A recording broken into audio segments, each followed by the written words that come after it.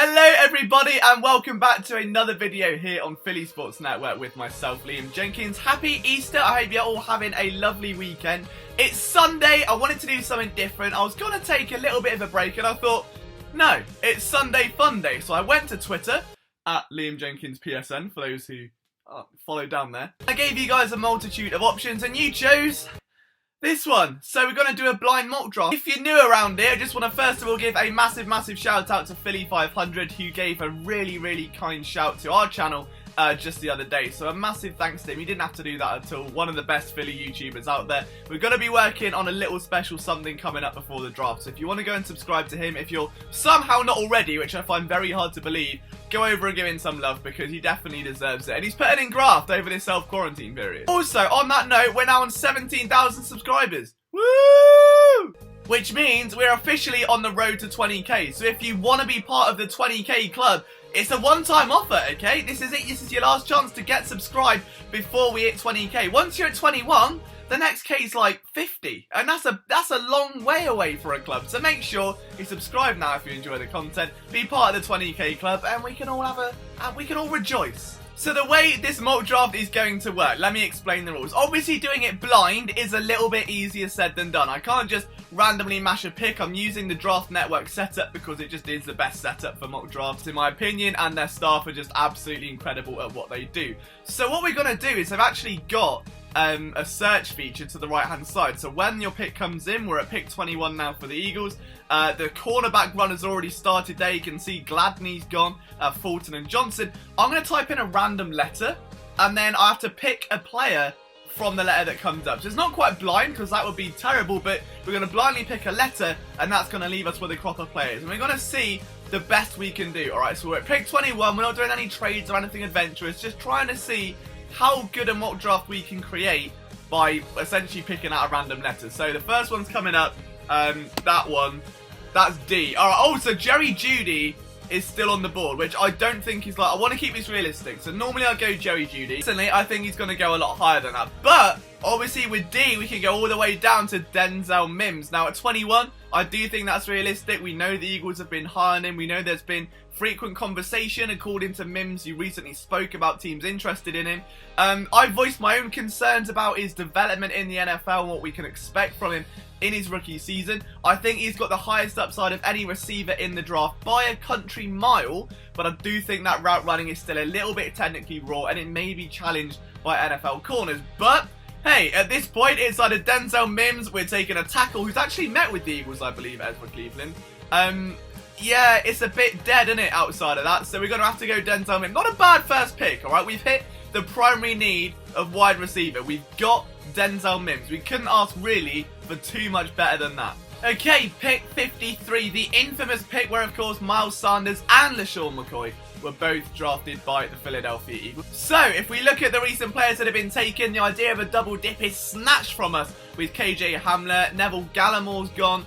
Names that have recently, I would love Ashton Davis. So, and any of those letters, we've got a good chance, I think. Lloyd Cushenberry, I wouldn't mind. I think as a centre, I know the Eagles have met with him. Damon Arnett would be a nice fit. But obviously, this isn't my choice. It comes down to what the random letter decides. So here we go. Pick number 53. The letter we get is D again. Right, and that doesn't help us. It doesn't help us. Now, I know they've actually met with Justin Madderboy. I hope I've said that right. I probably haven't.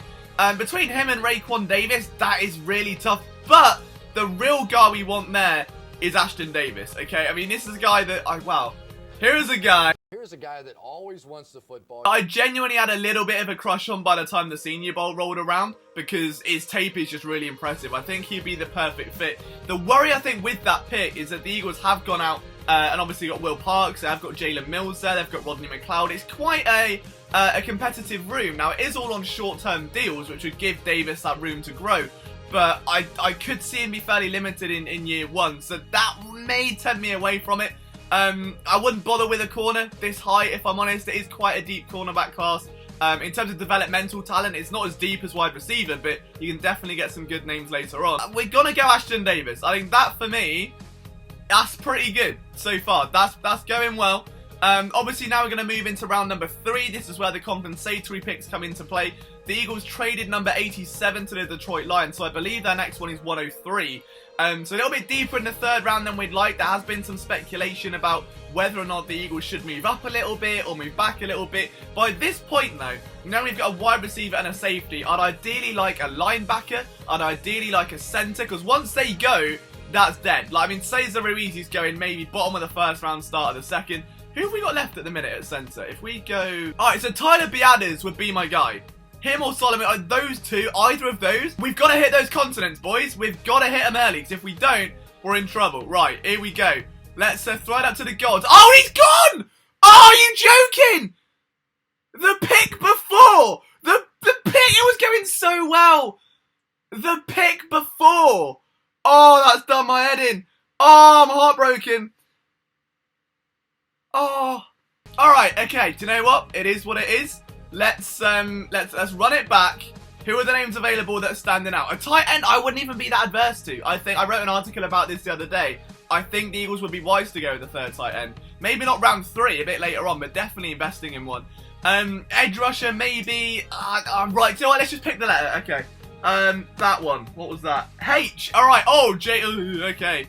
Bryson Hopkins I would really like. Now, I've mocked into the Eagles before. I know they've met with Sadiq Charles. Now, let me just take a look at the linebacker position. How are we doing here? Because, right, so all the big names at linebacker have gone that I would typically go with. The only one that's left that I would genuinely draft. I like Dele Harding. I quite liked his tape going in towards the like the All-Star games. Shaq Quarterman, I like, but in coverage, it's not great. I like Joe Bachai, but but I don't think he's going to be the athletic fit the Eagles need for a Mike linebacker. Not in a 4-3.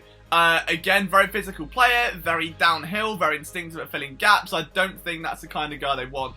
If it came between the two of them, I'd probably even take Shaq Quarterman. So, this is really hard because our guy went, man. This was going to be the perfect draft. I would genuinely take Tyler Biadasz, and that's done my head in. So, I could go Bryson Hopkins, or I could go Alex Highsmith. I'm going to go Alex Highsmith because I can't see them taking a tight end that high. I do love his tape. I think he was an absolute monster at the Senior Bowl. It's not the end of the world, all right? That could have gone worse. It's not bad. It's not brilliant. It's all right, yeah? Right then, next round number 4, pick 127. We've got an edge, we've got a receiver, we've got a safety. Oh, we could do with some linebacker depth. So if we go to wide receiver, oh, my guys are there. Devin Duvernay is my boy. I have the biggest crush on him and Courtney Davis, who I believe is probably gone by now. Yeah, look at that again. A few picks earlier. In terms of the tight ends, they've gone. They've gone. We've missed that. Inside offensive line is not looking great. Linebacker is okay. We haven't reached. We can still pick up Joe Bachai if we need to. Quarterman's still there. Justin Strinad, who we've actually interviewed on Philly Sports Network, he's still there. That could be a late round guy. Cornerbacks. Alright, so you know what? Right, we get the idea. Let's pick the letters. So it's going to randomly bang. E. Okay, right. That does. We can still get a tight end if you want to go with. Do you know what? After having Alshon Jeffries and Chase Daniels and Nelson Aguilar, I do not trust Okweg Bunam. Albert Okweg-Bunam. Right, technical difficulties. MacBook died, so we're now back in the chair with the weird background. Sorry about that. But, alas, we're here. The letter E. And there are some interesting names left available. We've taken a safety, which doesn't help. Cornerback, I don't know how I feel about that too soon. I mean, given that you've now got Slade, Jones, Maddox probably outside, Cravon LeBlanc, Nicole Roby-Coleman inside. Like, I don't think suddenly it's that much of a need, especially if Azul Douglas is on the move. You're going to try and get a developmental guy maybe a bit later than this.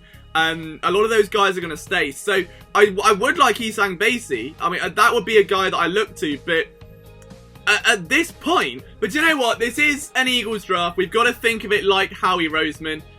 What positions do we value here? In terms of centres, we've got Keith Ishmael down there at 308. So that's realistically at this point, the position we run ourselves into. So we might have to then target one of the earlier positions. So I don't want to reach for anyone in particular. I don't want to be that guy. I do think the Eagles might need some tackle depth because now obviously Vitai's gone. It's now just Andre Dillard and Jordan Mailata. So I do think they'd be wise to potentially look at some tackle depth. I think we're just going to take the linebacker. I think it's not the best fit, but it means we can take those other positions later.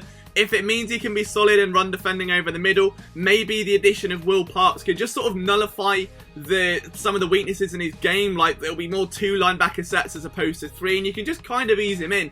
The more DBs you've got on the field, the better. I mean, there were times last year where, the Chargers running like 6-7 DB sets. I can see the Eagles very much becoming a team of that same vein. So it's not the worst pick in the world, but then I don't want to be drafting a player not to play him. However, knowing that we're now at pick 145 and we've got a linebacker to develop, it's alright, I'd rather be here and then come and pick up my guy, Devin Duvernay. Hey, here we go, right. Oh, no, I can't. We've got to do the letter.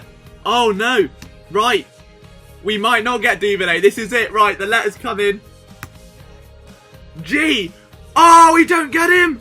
We don't get him, but we do have one more pick. The very next pick, pick 146, so we might still get him. Oh, but do I not take... it's only one pick, so none of the receivers are going to go. But obviously, if we miss twice, we're a bit screwed. So, do you know what? Let's look at... we've taken an edge. Tackle I was going to look at, and that really, really wasn't useful. Centers, oh, that's great. Running backs, not great. Oh my god, this is a terrible letter. Oh no, we can't get James Morgan. Oh no, has he gone? Oh, he's gone. He has gone. Oh no, we've missed that. Right, okay.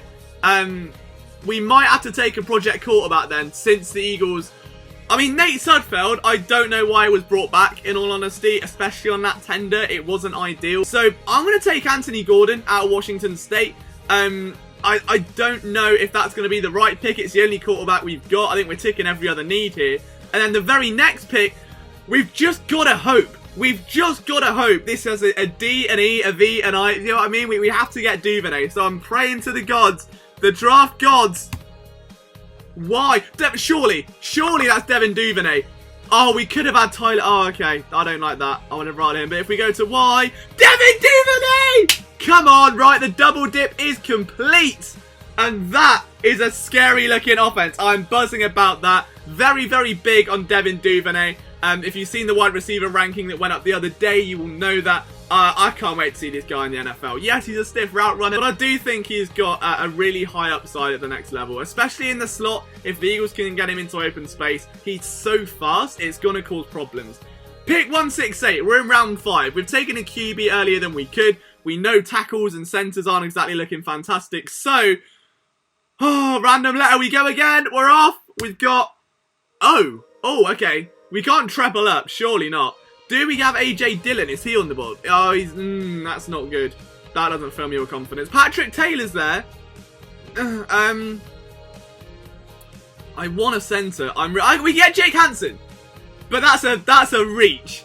That is a reach. We've not had a decent letter at center or draft. We could get Hansen. Oh, it's a reach and a half, though. I don't know how I feel about that.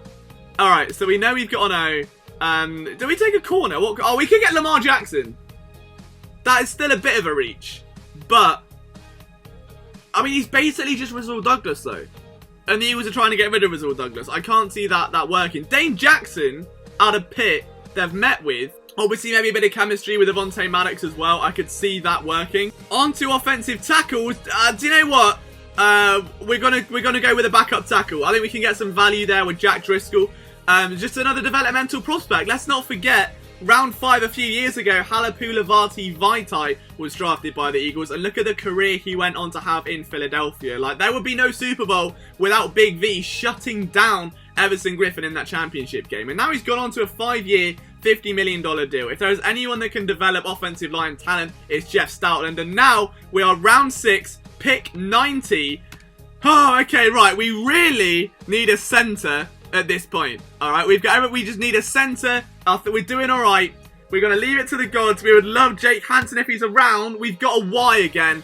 You can get John Runyon, who's obviously the son of the Eagles legend, John Runyon. Probably one of the best free agent signings by the Eagles of all time.